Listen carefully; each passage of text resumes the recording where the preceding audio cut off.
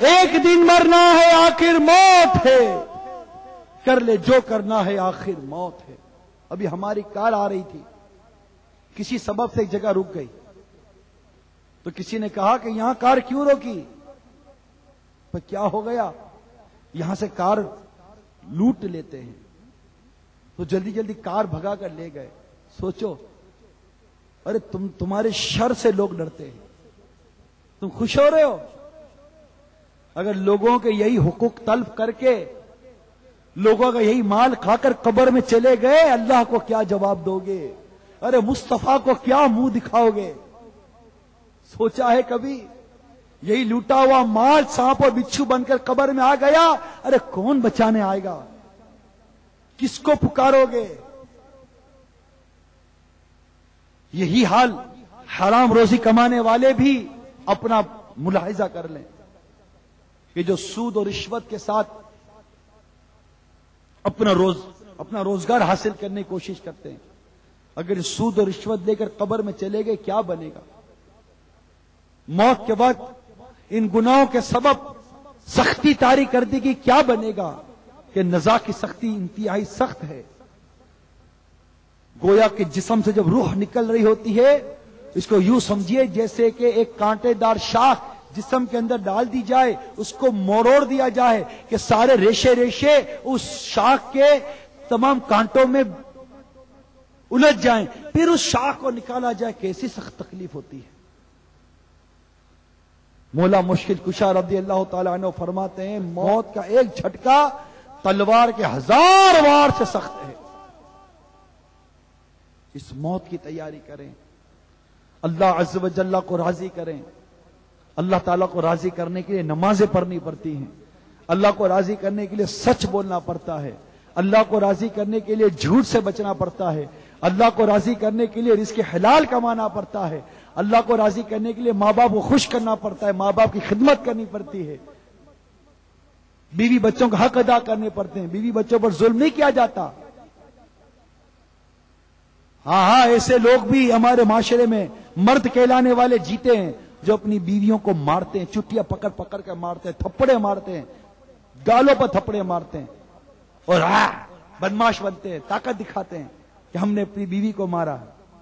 افسوس، 100 کروڑ افسوس، شرم آنی چاہیے تمہیں۔ عورت پر ہاتھ اٹھاتے ہو، کیسی مردانگی ہے؟ گندی بات، چھی چھی، عورت کو مارتے ہو، اللہ اکبر، وہ بھی منہ پر مارتے ہو، وہ بھی چٹیاں پکڑ کر پھینکتے ہو اپنی بیوی کو گھر کی 4 دیواری کے اندر۔ توبہ کر لیجیے۔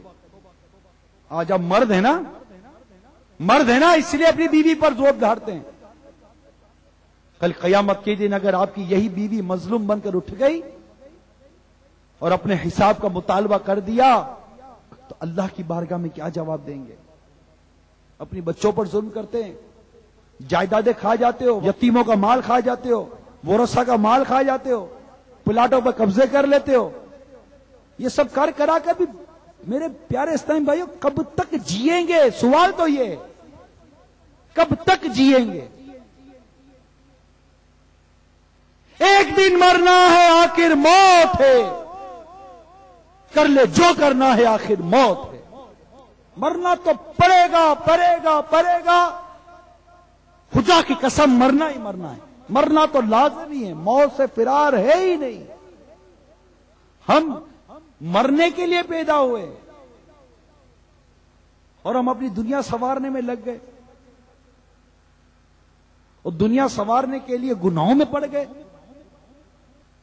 صلو علی الحبیب صلی اللہ تعالی علی محمد، توبوا الی اللہ، استغفر اللہ، صلو علی الحبیب صلی اللہ تعالی علی محمد۔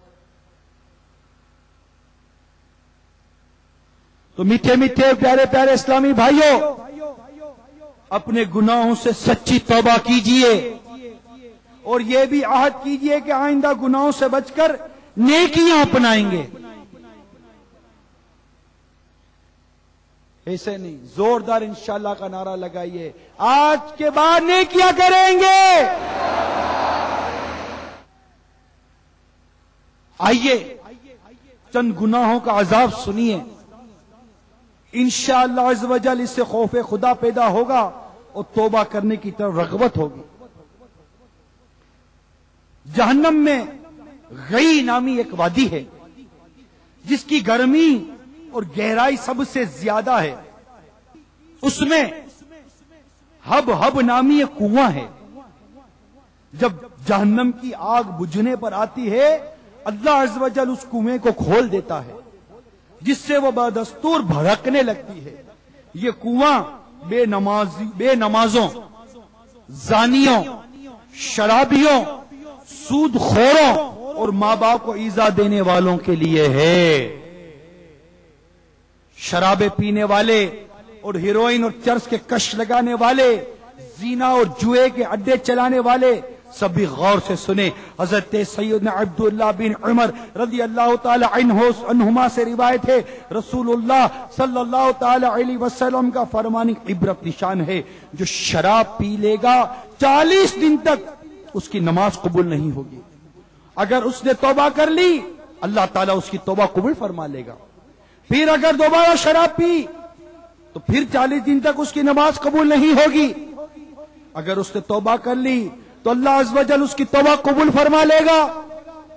اگر تیسری بار شراب پی تو پھر 40 دنوں تک اس کی نماز قبول نہیں ہوگی۔ اگر اس نے توبہ کر لی تو اللہ تعالیٰ اس کی توبہ قبول فرما لے گا۔ پھر اگر چوتھی مرتبہ اس نے شراب پی تو پھر 40 دنوں تک اس کی نماز قبول نہیں ہوگی۔ اس کے بعد اس نے توبہ کر لی تو اس کی توبہ قبول نہیں ہوگی، اور قیامت کے دن اس کو جہنم میں دوزخیوں کے پیپ کی نہر میں سے پلایا جائے گا۔ شراب و زنا کا عارضی لطف و سرور کہیں بہت بڑے عذاب کا باعث نہ بن جائے، اس لیے سے توبہ کر لیجیے۔ اے ماں باپ کی نافرمانی کرنے والوں، تم بھی سنو۔ حضرت سیدنا ابن عباس رضی اللہ تعالی عنہما سے روایت ہے، سرکار مدینہ صلی اللہ تعالی علیہ وآلہ وسلم نے ارشاد فرمایا، جو شخص اپنے ماں باپ کا فرما بردار ہوتا ہے اس کے لیے جنت کے 2 دروازے کھل جاتے ہیں۔ اگر ماں باپ میں سے ایک ہی موجود ہوں اور وہ ایک ہی کا فرما بردار ہو تو اس کے لیے جنت کا ایک دروازہ کھل جاتا ہے، اور جو شخص اپنے ماں باپ کا نافرمان ہوتا ہے اس کے لیے جہنم کے دروازے کھل جاتے ہیں۔ اور اگر ماں باپ میں سے ایک ہی موجود ہو اور وہ ایک ہی کا نافرمان ہو تو جہنم کا ایک ہی دروازہ اس کے لیے کھلتا ہے۔ یہ سن کر ایک صحابی نے عرض کیا، اگرچہ اس کے ماں باپ اس پر ظلم کرتے ہو، تو میرے آقا نے ارشاد فرمایا کہ اگرچہ اس کے ماں باپ نے اس پر ظلم کیا ہو، اگرچہ اس کے ماں باپ نے اس پر ظلم کیا ہو، اگرچہ اس کے ماں باپ نے اس پر ظلم کیا ہو۔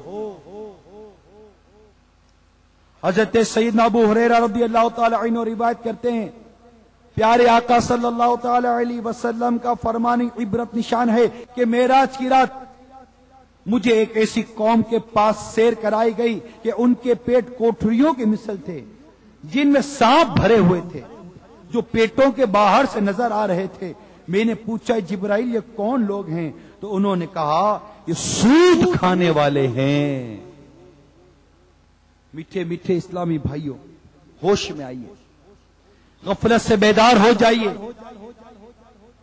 جھٹ پٹ گناہوں سے توبہ کر لیجئے، فرنگی تہذیب سے پیچھا چھڑائیے، میٹھے میٹھے آقا صلی اللہ تعالی علیہ وسلم کی میٹھی میٹھی سنتیں اپنائیے، اپنی اصلاح کے ساتھ ساتھ دوسروں کی اصلاح کا بھی ذہن بنائیے، نیکی کی دعوت کی خاطر مر مٹنے کا جذبہ پیدا کیجئے، جان و مال و وقت کا سب کچھ احیاء سنت کے لیے قربان کرنے کا ذوق بڑھائیے، اور نیت کر لیجئے کہ مجھے اپنی اور ساری دنیا کے لوگوں کی اصلاح کی کوشش کرنی ہے، انشاءاللہ عز و جل۔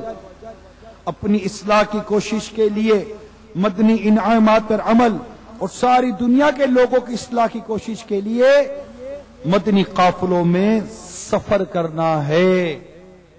اللہ تبارک و تعالی ہم سب کو عمل کی توفیق عطا فرمائے.